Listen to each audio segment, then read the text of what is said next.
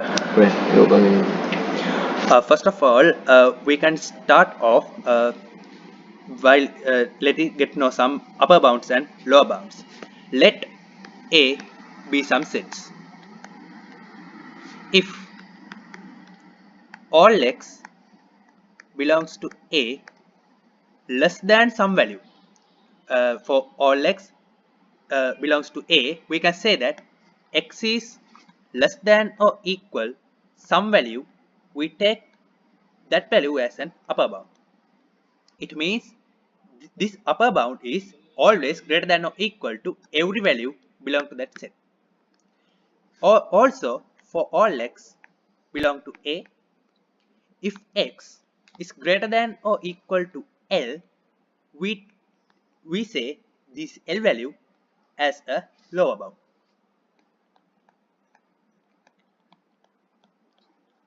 Also, we define two specific values as supremum of A as the lowest upper bound, the lowest upper bound, upper bound. In the same way, we define infimum of A as the lowest, not lowest, highest lower bound.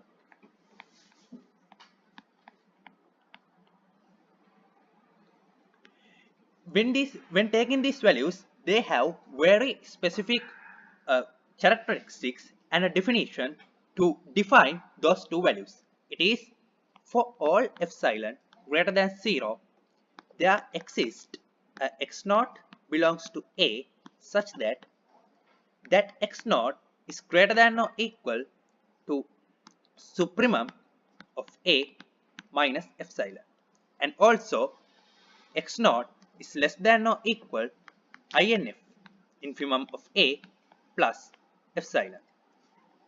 This is the basic characteristics of supremum and infimum. This is just a revision of what you learned in first semester. Now we have to look back the extremum value theorem.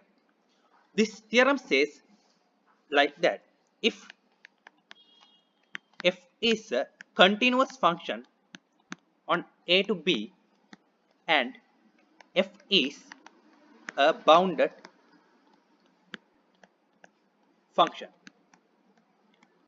What is bounded function? Bounded function means all the function value of f are finite inside that interval. It's like no infinite values. The all values are real infinite values. The extremum value theorem, states that there is a maximum and a minimum inside that interval, such that f c1 is the maximum and f c2 is the minimum.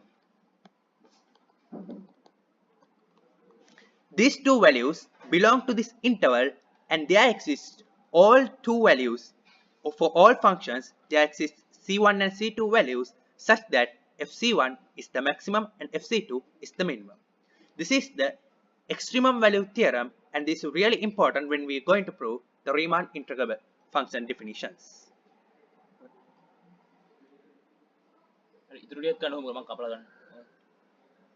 Now, now we are going to learn Riemann integration. Before start Riemann integration, I would like to say what is integration. Let's take some function, an arbitrary function like that. Integration, by definition, is the way to find the area under the function and the x-axis. Integration is a method to find the area. Now, if you take a function like that, a constant value like c, and this is some a value and a b value, You can straightforward find this area like C into B minus A. But when you take a very complex shape like this, you cannot follow this method. What should we do? Normally, when you found complex shapes like that, what you do to find this area of that complex shape? Simply, you divide its shape to the non-simple shapes. In this case, the shapes of rectangle and squares. And you can find independently straightforward in each these blocks area and finally add them up to find the complex value area. But in a function, you may get a curve or very complex shapes to find these areas. To find these areas in the same manner, you can divide these complex shapes into small pieces.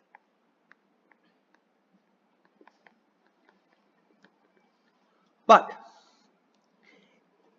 the matter is, these small shapes also are complex shapes which you cannot find the area straightforward. So you have to find a method to calculate this area, or at least find a method to determine this area can be found or not. So Riemann came up with a solution like that. It is, when you take every block in every single shape like that, you get something like that. This is x-axis and this is the function value. Like I said in extreme value theorem, this function, if this function is continuous with between this value in these intervals including a and b, there exists a maximum function value and a minimum value. There exists a maximum value and a minimum value. So I say the maximum value as capital MK and the minimum value simple MK. So whatever the area is, it should be between two values. What are those two values? If I draw a line in y-axis corresponding to this maximum value and a minimum value, the total area should be between mk into b minus a and simple mk into b minus a. The total area should be between these two values. So if we take this complex shapes, if we take sum of all maximum parts of each shape, we can take the maximum value, or in other words an upper bound to the actual area of this shape.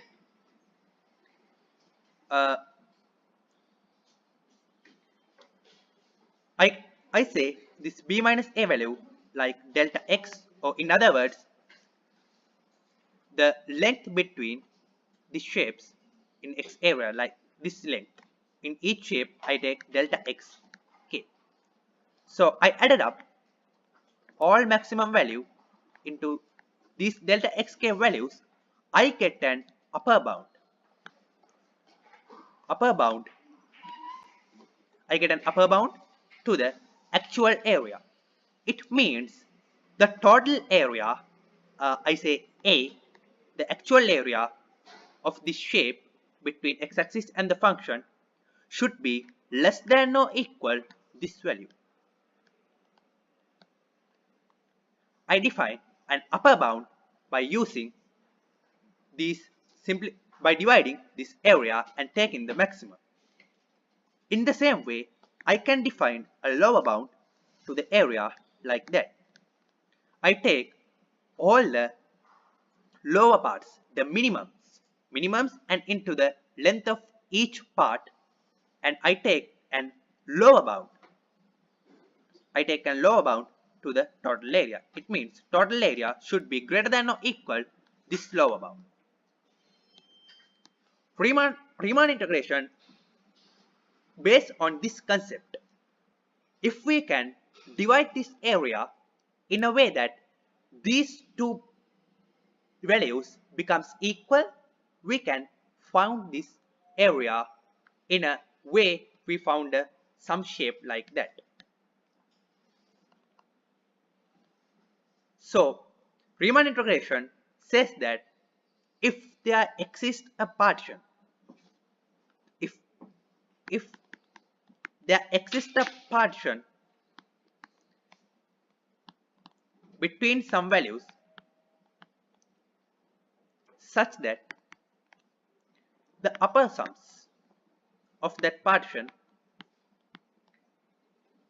equals the lower sums of that partition of the function equals the function is Riemann integrable.